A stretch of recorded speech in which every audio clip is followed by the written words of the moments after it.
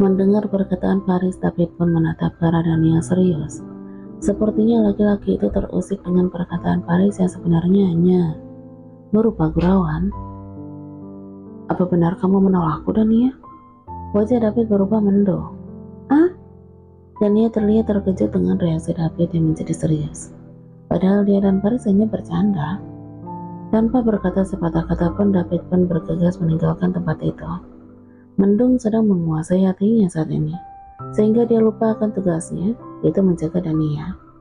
David, tunggu, ucap Dania lalu segera mengejar laki-laki yang sedang merajut tersebut. David terus saja berjalan secepat kilat keluar dari area pesta. Entah mengapa dia begitu terpengaruh dengan ucapan Dania dan Faris. Dia takut jika apa yang dibilang sahabatnya itu benar adanya. Dia belum siap jika harus kembali merasakan sakit hati untuk yang kedua kalinya. David, tunggu! Dania kembali berteriak saat melihat David menyeberang jalan raya. David menoleh ke arah Dania. Seketika dia ingat akan pesan ayahnya, kalau dia harus menjaga Dania.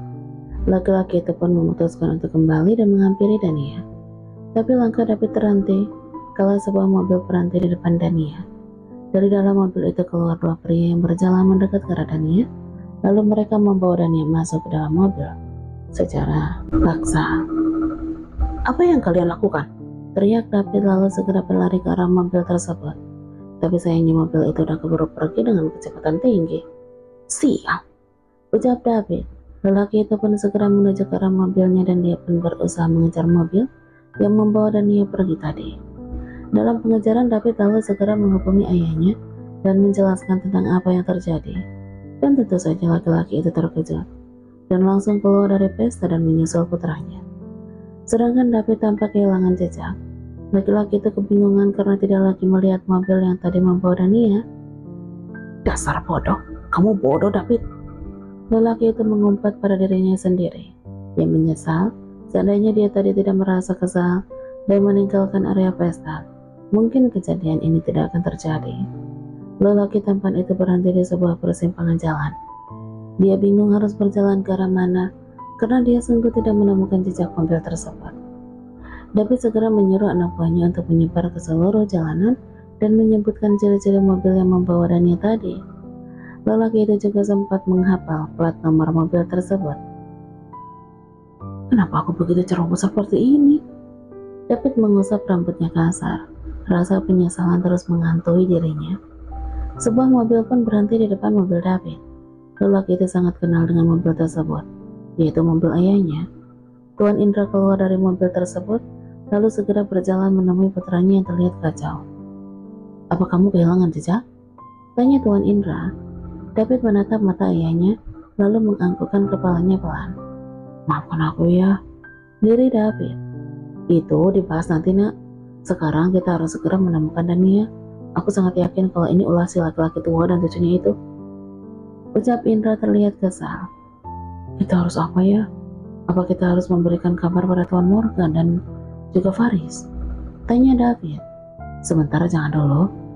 Tapi setelah pesta selesai dan kita belum menemukan Dania, kita akan memberitahukan kepada mereka. Jawab Tuan Indra. Sekarang suruh beberapa anak buahmu untuk mengawasi Billy. Sebagian mengawasi bandara dan sisanya menyebar di sekitaran kota. Ucap Tuan Indra. David mengangguk dan segera menjalankan instruksi dari ayahnya. Setelah itu mereka berdua pun segera pergi meninggalkan tempat itu dan menuju ke arah yang berbeda agar lebih cepat bisa menemukan keberadaan Dania. Dania membuka matanya. Wanita itu terlihat bingung saat melihat keadaan sekitar. Dia pun bangun dan mencoba membuka pintu kamar. Dia terkejut saat melihat ada beberapa orang yang berjalan menuju ke arahnya. Mau apa kalian? Tanya Dania panik. Kamu mau kemana? Buat apa kamu keluar kamar?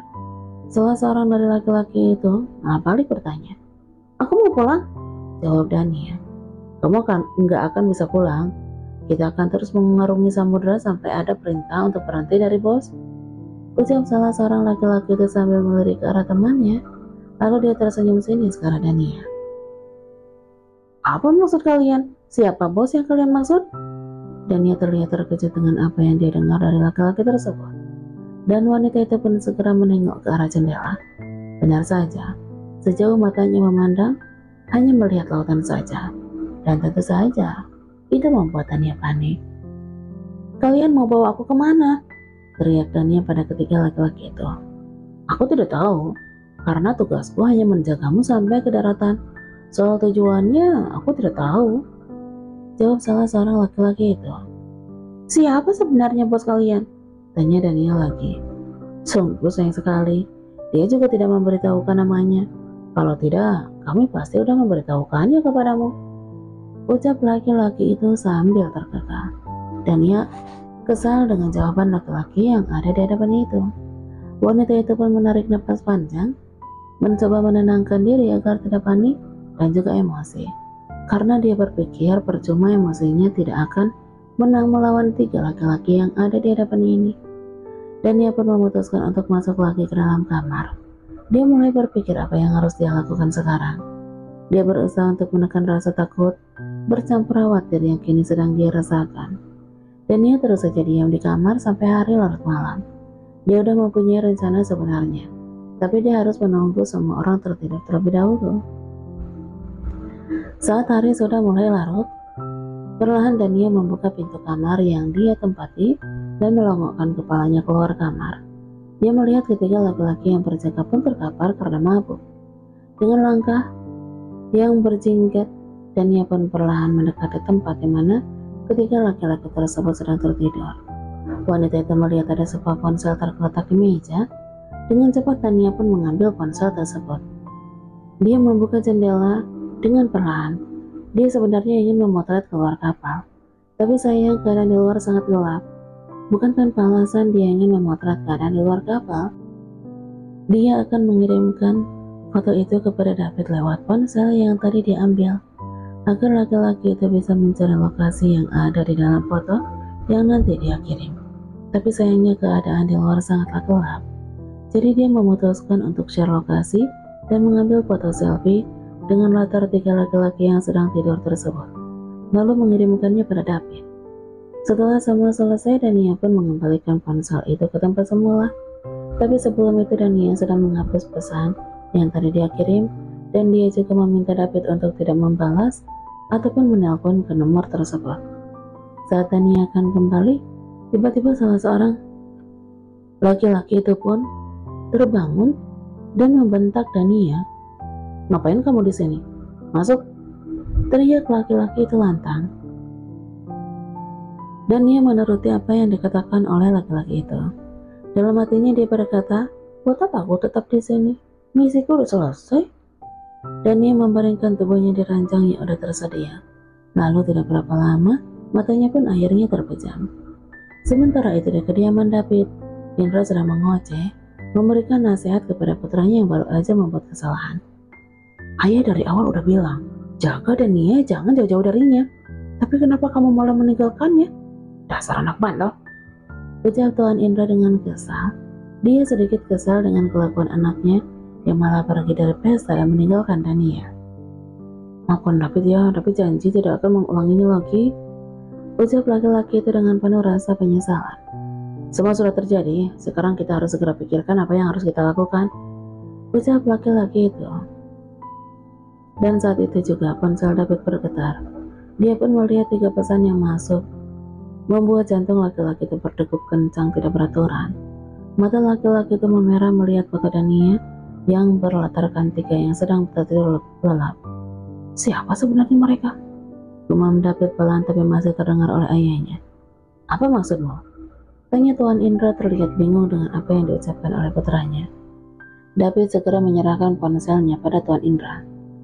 Dan lelaki itu membulatkan matanya saat melihat foto yang ada di depannya itu. Tapi setelah dia membaca pesan selanjutnya, dia pun langsung beranjak dari tempat itu dan segera menelpon anak buahnya. "Kita tidak bisa buang waktu, dan dia udah mengirimkan kita petunjuk," ucap Tuan Indra pada putranya. David menganggukkan kepalanya pelan, tapi sebelum pergi dia mengirimkan pesan pada Paris, agar laki-laki itu tahu apa yang sebenarnya terjadi. Dan tentu saja Paris sangat terkejut saat membaca pesan dari sahabatnya itu. Lelaki itu pun segera menyambar kunci mobilnya dan beranjak meninggalkan kamarnya.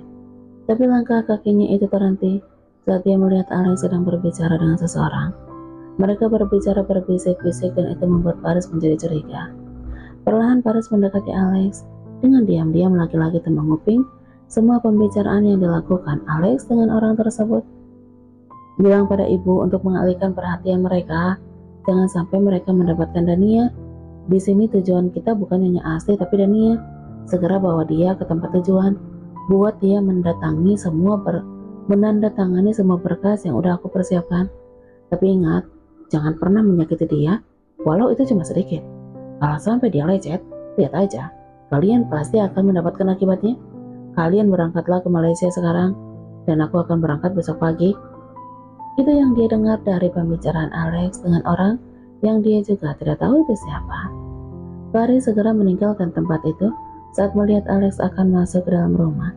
Laki-laki itu pun segera menuju ke arah mobilnya dan ingin segera bertemu dengan sahabatnya untuk membicarakan tentang apa yang tadi dia dengar.